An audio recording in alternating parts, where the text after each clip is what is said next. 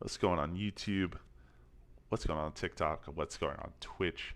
This is Spider Cassie, and we're going to do some theory crafting right now with our Graveborn Spellshot build in our first ever playthrough of Tiny Tina's. So what we're looking at, and I'm sure there's builds out there, there's guides, there's all kinds of stuff out there already, but I like to say here I like to theory craft without looking at the guide first. I like to put my own ideas into the build, and then as we hit that end game, as we hit that mythic rank, as we hit these skills and all this other stuff that like maybe or maybe not we'll use, we'll get there. I mean, right now we're only about 10 hours into the game. This is kind of how the build looks right now. So this is our options, right? So obviously we have our class feats if people have played the game. So we get a Lich Companion that does an elemental blast anytime we cast a spell copying that element. So you do a lightning damage spell, he's going to shoot a lightning blast. You do a chaos damage spell, he's going to shoot a chaos blast. As far as I can tell, again, if there's some build at the end of the game, this is kind of a meh ability. It's okay damage. I mean, right there it says 89 damage with 30 dark magic damage. Like, it's okay. You can start chaining it, and he starts rotating and shooting a lot more the faster you kind of get off your spells. So that itself seems to be pretty helpful. But outside of that, he's just kind of there. And then the class feat for spell weaving. Basically, anytime we cast a spell or reload our weapon, we get a stack of spell weaving, which increases our spell damage. Fantastic, right? More spell damage for our spells. I can't go wrong with that. So overall, the spell weaving tree we're not really going to get into right now. It's kind of our secondary tree, right? So this first tier, right here. So we can either up our health, kill skill. So kill skill is kind of what the build, what we're going to be going for, right? So on kill, we get spell cooldown rate is increased for a duration. So for 12 seconds after a kill, spell cooldown rate is increased by 35%, and that's refreshed. Again, this kind of boosted some of the armor, so it's normally it's 25%. It's currently boosted with some of the armor I have. Next thing we're looking at in this row is Faithful Thralls. So it increases the damage dealt for every companion I have. So I don't think this is very good. I could be wrong. I played Flak in Borderlands 3. The companion builds were meh. This alone is 3% damage per companion per stack, so probably 9%. So as far as I could tell, this is considered a companion. And this ability down here that summons Hydras, or if you have a spell in itself that summons Hydras, those are considered companions.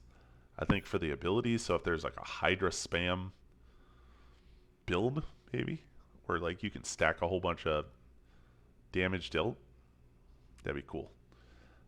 So for mainly in this tree, I would pick like something either the health or the kill skill. Right now, we really don't need the health, and I kind of went for the cooldown reduction for now. Number 2 here, I guess the second tier. I think it's full of good stuff. So any kind of time you cast a spell, you generate your health. For a build that's going to focus on casting spells, this seems like a no-brainer, right? Health regen, 2-second duration, 15% per second. If you're just slanging, you're regenerating your health. Basic dark magic increase. So I'm kind of just doing this off the fly. There's not going to be any editing on this video. So if I stutter my words, I apologize. So, dark magic damage. Can't go wrong. I mean, dark magic comes from this. We're going to talk about that in a second. And I completely skipped over that row, so we'll come back. And then here's a kill skill. Companions deal bonus dark damage for a duration. This effect can stack. So this is what I was thinking about too. So this is like a companion build supplement, right? So kind of down this whole right side, right? Even this one too, it's all about the companion. So what we're looking at is 3% damage per stack, max at 2 stacks. So 3 tiers of this, 9%, 18% by default. Lasts for 12 seconds. Again, if you are running a companion build where you're summoning a whole bunch of Hydras, you're running a Lich, maybe you're running like the little mushroom guy or the wyvern, like maybe that kind of build is good, like a companion based build. Maybe that's something. I'm just not looking into it at this current point in the game.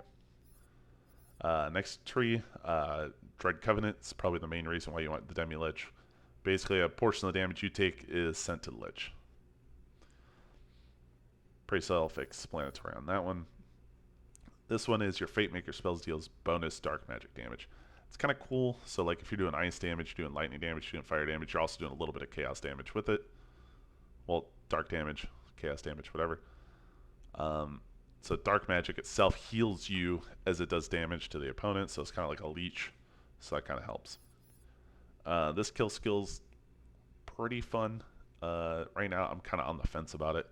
So chance to summon a Dark Hider companion, dealing dark magic ability damage. So it's like a little turret. It kind of sits there and shoots at things. I see him pop up on the battlefield every once in a while. This might be better once we're slinging spells with the ultimate.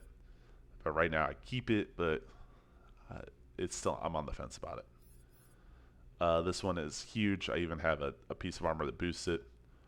So this is a kill skill that you get maximum health and spell damage is increased for a long duration. So every time you get a kill, you get a 10% stack of health, a 10% stack of spell damage.